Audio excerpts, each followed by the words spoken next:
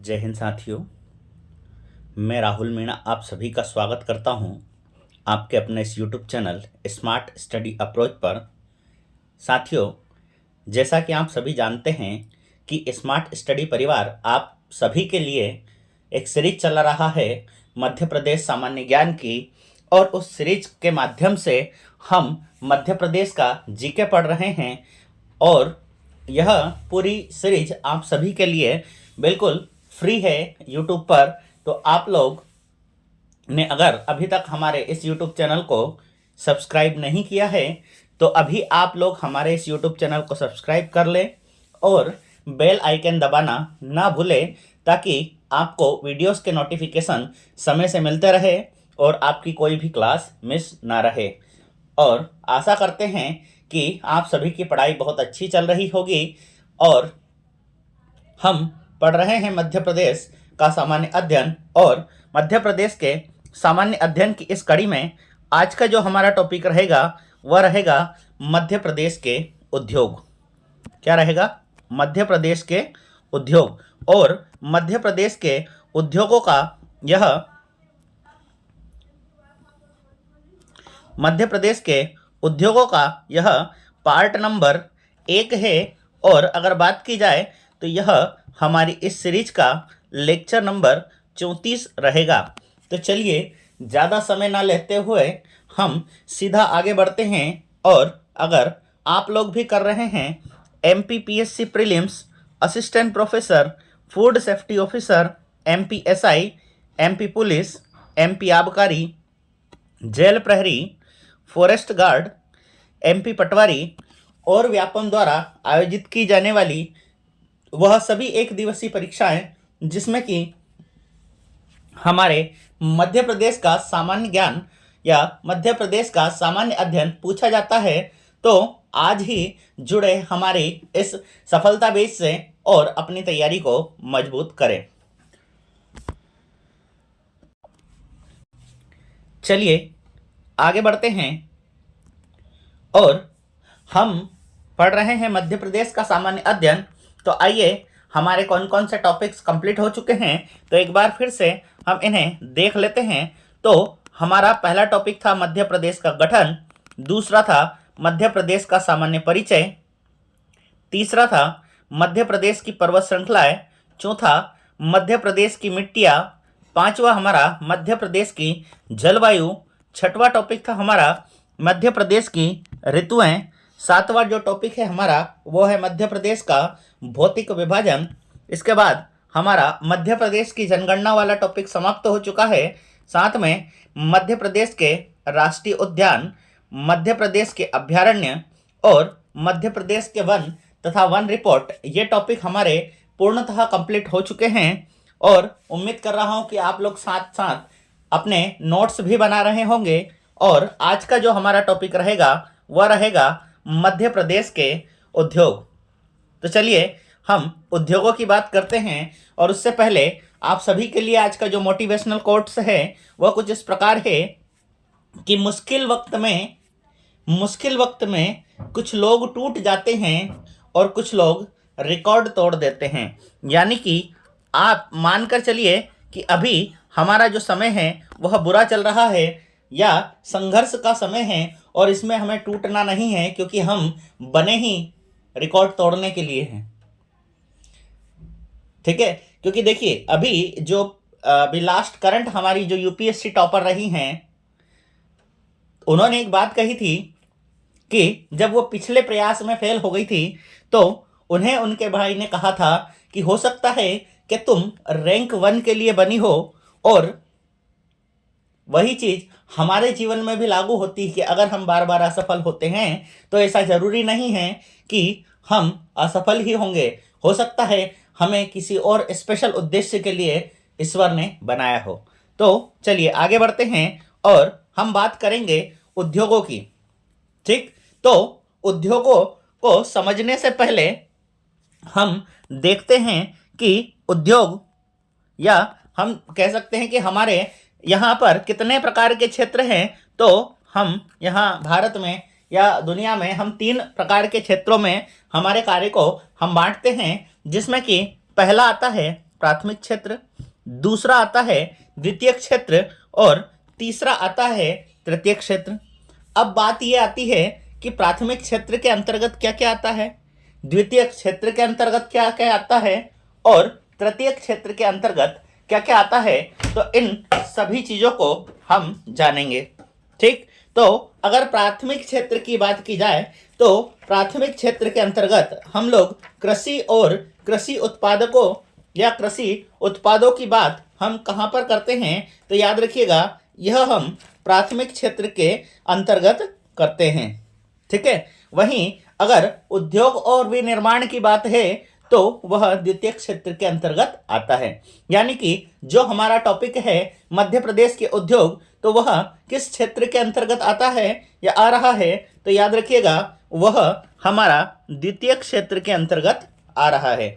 वहीं तृतीय सेक्टर को या तृतीय क्षेत्र को हम सर्विस सेक्टर या सेवा क्षेत्र भी कहते हैं, जिसमें कि हम देखते हैं कि बैंकिंग हो गया, सरकारी सेवाएं हो गई, या हम कह सकते हैं कि शिक्षा, जैसे कि हम आप लोगों को शिक्षा उपलब्ध करवा रहे हैं, तो यह सब सेवा के रूप में तृतीय क्षेत्र के अंतर्गत आती है।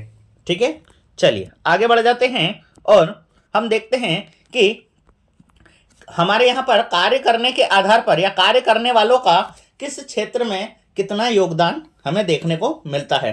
ठीक, तो हम देखते हैं कि प्राथमिक क्षेत्र में सर्वाधिक 48% लोग कार्य करते हैं, वहीं द्वितीय क्षेत्र में जो है वो 25%, कितना 25% व्यक्ति प्राथमिक क्षेत्र में काम करते हैं और जो तृतीय क्षेत्र है उसमें 27% व्यक्ति काम करते हैं।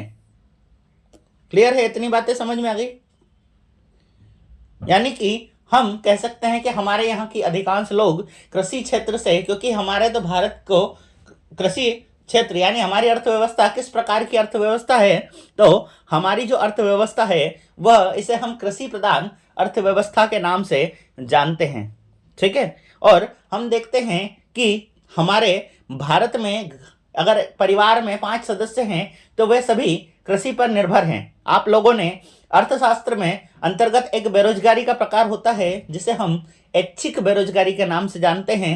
तो क्या रहता है कि उसमें कहा जाता है कि जो घर के 2 सदस्य भी वो खेती कर सकते हैं, लेकिन हम सारे के सारे मिलकर उस खेती में लगे रहते हैं। और अगर हम करें कि 2 व्यक्ति खेती कर रहे हैं, बाकी के जो शेष बचे हुए व्यक्ति है वह किसी और क्षेत्र से अपनी इनकम को बढ़ाएंगे, तो इससे हमारी जो बेरोजगारी है, जो ऐच्छिक बेरोजगारी है, वह समाप्त हो जाती है।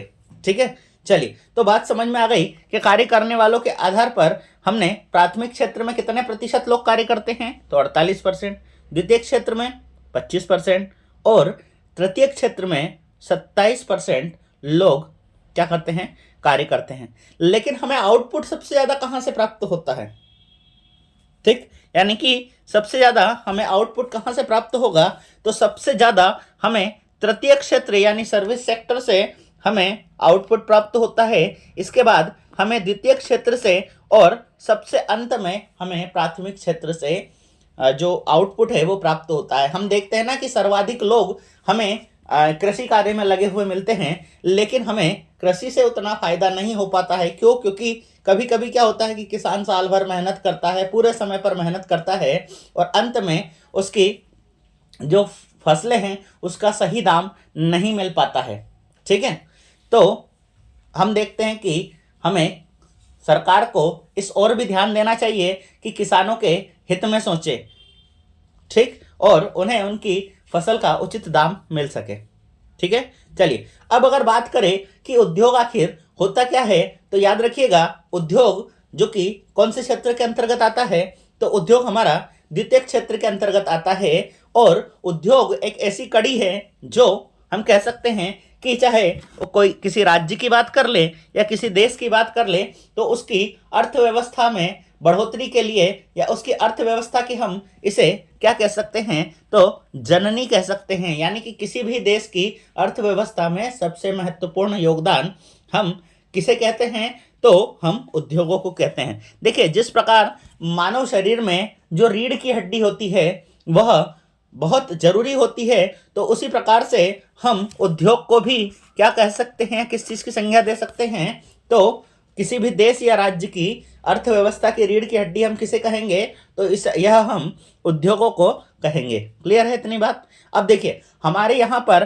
पंचवर्षीय योजना का मॉडल चलाया जा रहा था, जो कि मोदी सरकार के आने के बाद इसे समाप्त कर दिया गया। ठीक है, तो अगर बात की जाए कि हमारे यहाँ पर जब प्रथम पंचवर्षीय योजना आई थी, तो उसने किस क्षेत्र में ध्यान दिया था, तो वह कृषि के क्षेत्र में कार्य करने के लिए प्रथम पंचवर्षीय योजना आई थी। वहीं दूसरी पंचवर्षीय योजना में हमने किस पर ध्यान दिया, तो हमने उद्योगों पर ध्यान दिया। ठीक है, फिर तीसरी और चौथी जो पंचवर्षीय योजनाएं हैं, उसमें हमने उद्योगों का विकास और रोजगारों का सृजन करने के लिए हमने इस ओर ध्यान दिया। ठीक, और पांचवी और छठी पंचवर्षीय योजना में हमने उद्योगों में निवेश के रूप में या निवेश करवाने के लिए हमने योजनाएं बनवाई। क्लियर है।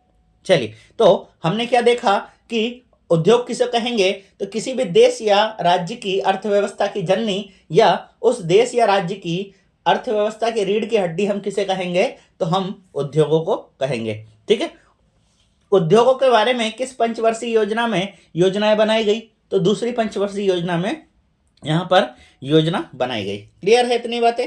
चलिए आगे बढ़ जाते हैं और हम देखते हैं कि हमारे यहाँ पर प्रथम औद्योगिक नीति कब लाई गई, तो याद रखिएगा वर्ष 1972 में हमारे यहाँ पर प्रथम औद्योगिक नीति लेकर आए। ठीक है, और ये सन डायरेक्ट पूछ लिए जाते हैं।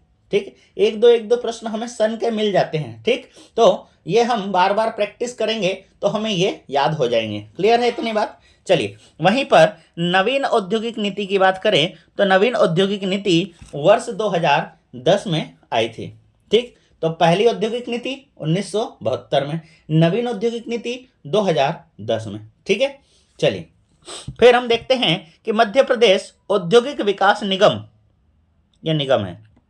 ठीक है, मध्य प्रदेश औद्योगिक विकास निगम की स्थापना हमने वर्ष 1965 में कहाँ की गई, तो हमारे मध्य प्रदेश की राजधानी भोपाल में हमने मध्य प्रदेश राज्य औद्योगिक विकास निगम की स्थापना हमने की थी। ठीक है, चलिए अब अगर बात की जाए कि मध्य प्रदेश का औद्योगिक न्यायालय कहाँ पर है, तो हमारे मध्य प्रदेश का औद्योगिक न्यायालय हमने कहाँ पर खोला है, इंदौर में खोला है। वहीं पर पर्यावरण न्यायालय हमने भोपाल में खोला है। देखिए याद रखिएगा, पर्यावरण न्यायालय अगर हम किसी भी प्रकार से जो पर्यावरण को नुकसान पहुंचाते हैं, किसी उद्योग के कारण से अगर जो पर्यावरण को नुकसान होता है, तो उसके लिए हमने अलग से पर्यावरण न्यायालय बनाए गए हैं।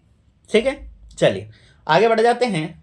देखिए एक बात याद रखिएगा कि हमारे मध्य प्रदेश का जो हाईकोर्ट है वो कहाँ पर है, तो जबलपुर में है। इसकी दो खंडपीठें हैं, कहाँ पर, एक एक ग्वालियर में और एक इंदौर में। तीसरी प्रस्तावित है भोपाल में।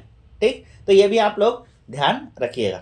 ठीक है, अगला है हमारा कि प्रथम औद्योगिक संवर्धन नीति कब लाई गई, तो 2004 में प्रथम औद्योगिक संवर्धन नीति लेकर आए। और वहीं अगर नवीन औद्योगिक संवर्धन नीति की बात करेंगे तो वर्ष 2014 में हम नवीन औद्योगिक नीति को लेकर आए हैं। क्लियर है इतनी बातें। चलिए आगे बढ़ जाते हैं और अब हम बात कर लेते हैं कि हमारे मध्य प्रदेश में कितने प्रकार के उद्योग हमें देखने को मिलते हैं।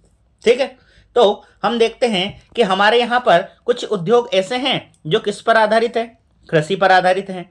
फिर कुछ उद्योग ऐसे हैं जिन्हें हमारे वनों पर आधारित है, यानी कि, और कुछ उद्योग ऐसे हैं जो खनिज आधारित हैं, और कुछ अन्य उद्योग भी हमें यहाँ पर देखने को मिलते हैं। तो सॉरी, तो सर ये कृषि आधारित उद्योग कैसे होते हैं, तो कृषि आधारित उद्योगों का सीधा सीधा मतलब यह है कि इन्हें कच्चा माल किससे प्राप्त हो रहा है, तो कृषि से इन्हें कच्चा माल प्राप्त हो रहा है। बात समझ में आई। क्लियर है इतनी बातें। चलिए, जैसे हम देखें कि कौन कौन से ऐसे उद्योग हैं जो कृषि आधारित हैं,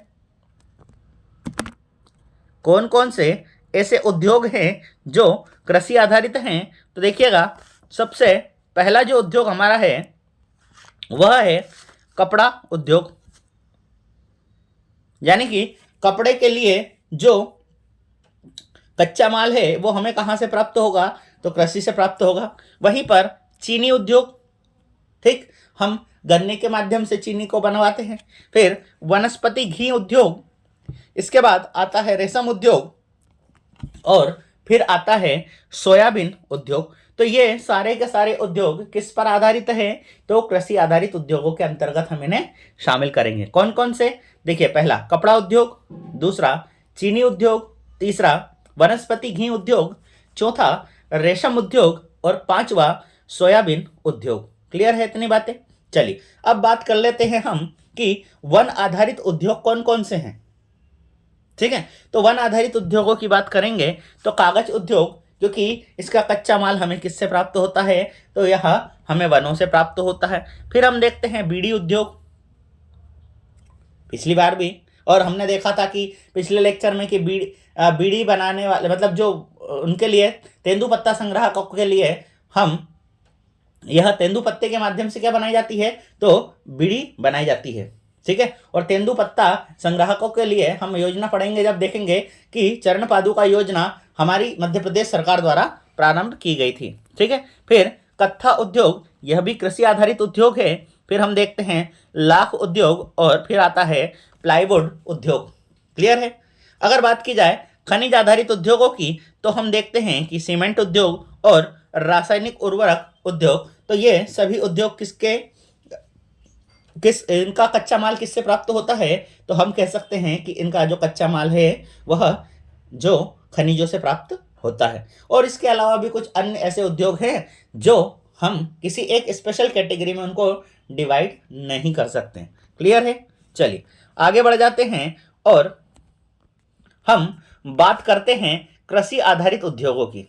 ठीक, तो कृषि आधारित उद्योग हम किन्हें कहेंगे, तो याद रखिएगा, कृषि आधारित उद्योग हम उन्हें कहेंगे जिससे हमें कच्चा माल प्राप्त कहाँ से होता है, जिसका कच्चा माल कहाँ से प्राप्त होता है, रॉ मटेरियल कहाँ से मिलता है, तो उसका कच्चा माल या रॉ मटेरियल हमें कृषि से प्राप्त होता है। ठीक है, तो चलिए पहला बात करें, हमारा पहला जो उद्योग है वह कौन सा है, तो याद रखिएगा सूती वस्त्र उद्योग, या इसे ही हम कपड़ा उद्योग के नाम से जानते हैं। क्लियर है? चलिए अगर बात की जाए कपड़ा उद्योग की, तो यह कृषि आधारित देश का सबसे बड़ा उद्योग है। ठीक है, कृषि आधारित देश का सबसे बड़ा उद्योग कौन सा है, तो हम देखते हैं कि सूती वस्त्र उद्योग कृषि आधारित सबसे बड़ा उद्योग है। और इसमें प्रथम स्थान पर कौन सा राज्य आता है, तो महाराष्ट्र पहले नंबर पर आता है। दूसरे नंबर पर हम देखते हैं तो गुजरात, और तीसरे नंबर पर हमारा मध्य प्रदेश सूती वस्त्र उद्योग के मामले में आता है। वहीं अगर बात की जाए कि हमारे मध्य प्रदेश में प्रथम सूती कपड़ों की मिल कहाँ खोली गई थी, तो याद रखिएगा वर्ष 1906 में बुरहानपुर में पहली सूती मिल खोली गई थी। ठीक है, तो मध्य प्रदेश में प्रथम सूती मिल कहाँ खोली गई, तो याद रखिएगा बुरहानपुर में खोली गई थी, वर्ष 1906 में खोली गई थी। ठीक है, लेकिन अगर पूछ लिया जाए, क्योंकि ये जो मिल थी या ये जो कारखाना था वो कैसा था, तो असफल था। तो अगर कल को पूछ लिया जाए कि बताइए प्रथम सफल कारखाना कहाँ पर खोला गया, तो मालवा मिल कारखाने के नाम से इंदौर में खोला गया। और कब खोला गया, तो यह 1907 में खोला गया था। ठीक है, और हम देखते हैं कि मध्य प्रदेश में सूती कपड़ों का सबसे बड़ा उत्पादक जिला कौन सा है, तो याद रखिएगा हमारा भारत का सबसे स्वच्छ शहर इंदौर मध्य प्रदेश में सूती कपड़ा का सबसे बड़ा उत्पादक जिला है। और अगर सूती कपड़ों के हब या मुख्य क्षेत्र कहाँ पर है, तो सूती कपड़े का जो निर्माण है वो मुख्यतः हमारे पश्चिमी मध्य प्रदेश वाले क्षेत्र में हमें देखने को मिलता है। ठीक है, और हम देखते हैं कि हमारे इंदौर में सबसे ज़्यादा सूती कपड़ों की मिल है, और सूती कपड़ों की मिल है, और इसी क्षेत्र में सर्वाधिक सूती कपड़ों का निर्माण भी किया जाता है। और इसी कारण से हम हमारे इंदौर को किस नाम से जानते हैं? तो याद रखिएगा, इसे हम हमारे मध्य प्रदेश का मिनी मुंबई के नाम से भी जानते हैं। क्लियर है इतनी बातें? चलिए अब देखो, हम क्या है कि हमारे इंदौर को मिनी मुंबई के अलावा भी और भी बहुत सारे नामों से जानते हैं, जिसमें कि हम कह सकते हैं कि इसे हम मध्य प्रदेश की औद्योगिक राजधानी भी कहेंगे। इसके बाद यहीं पर हम इसे मध्य प्रदेश की वित्तीय राजधानी, क्योंकि यहाँ पर सबसे ज़्यादा राजस्व हमें प्राप्त होता है। फिर हम देखते हैं कि मध्य प्रदेश की आर्थिक राजधानी के रूप में भी हम किसे जानते हैं? तो मध्य प्रदेश की आर्थिक राजधानी के रूप में भी हम इंदौर को जानते हैं। फिर इसे ही हम मध्य प्रदेश की खेल राजधानी के नाम से भी जानते हैं, क्योंकि खेलों का सर्वाधिक विकास हमें हमारे यहाँ इंदौर में ही देखने को मिलता है। और यहीं पर एक अंतर्राष्ट्रीय क्रिकेट स्टेडियम, जिसे हम होलकर क्रिकेट स्टेडियम के नाम से जानते हैं, और इसी होलकर क्रिकेट स्टेडियम में हमें हमारे मध्य प्रदेश क्रिकेट एसोसिएशन का मुख्यालय भी देखने को मिलता है। वहीं हम इसे एक और नाम दे सकते हैं, स्वच्छता राजधानी। क्या नाम दे सकते हैं? स्वच्छता राजधानी, क्योंकि यह लगातार 7 बार हमारे भारत में सबसे स्वच्छ शहर का दर्जा ऐसे हमें प्राप्त हुआ है। क्लियर है इतनी बातें? तो मध्य प्रदेश को इंदौर को और अन्य किन नामों से जाना जाता है? तो याद रखिएगा, इसे हम मिनी मुंबई, मध्य प्रदेश की औद्योगिक राजधानी, मध्य प्रदेश की वित्तीय राजधानी, मध्य प्रदेश की आर्थिक राजधानी, मध्य प्रदेश की खेल राजधानी और मध्य प्रदेश की या भारत की कह सकते हैं हम इसको स्वच्छता राजधानी किसे कहा जा सकता है? तो इंदौर को कहा जाता है। क्लियर है इतनी बातें? चलिए अब बात कर लेते हैं कि प्रमुख कौन कौन सी कारखाने हैं जो जहां पर हम सूती वस्त्रों का निर्माण करते हैं। तो देखिए, कल्याण मिल, दूसरी है स्वदेशी मिल और तीसरी है मालवा मिल। और ये तीनों के तीनों मिल हमें कहाँ देखने को मिलती है? तो हमें ये तीनों की तीनों मिलें इंदौर शहर में देखने को मिलती है। क्लियर है? फिर अगली मिल है हमारी न्यू टेक्सटाइल मिल, और यह भोपाल, राजधानी भोपाल में स्थित है। ठीक है, चलिए अगली कौन सी है? तो याद रखिएगा, ताप्ती सूती कपड़ा मिल, और यह बुरहानपुर जिले में स्थित है। और अगली है हमारी हीरामल, क्या नाम है, एक मिनट, हाँ हीरामल। ये हीरामल नहीं है, हीरामल है। क्या नाम है इसका? हीरामल। ठीक, हीरामल सूती कपड़ा मिल उज्जैन। और याद रखिएगा, वर्तमान में यह बंद हो चुकी है। ठीक है, तो चलिए आज के लिए फिलहाल इतना ही। अपना ध्यान रखिएगा, अपनी पढ़ाई जारी रखिएगा। तब तक के लिए जय हिंद, भारत माता की जय, वंदे मातरम, जय श्री महाकाल।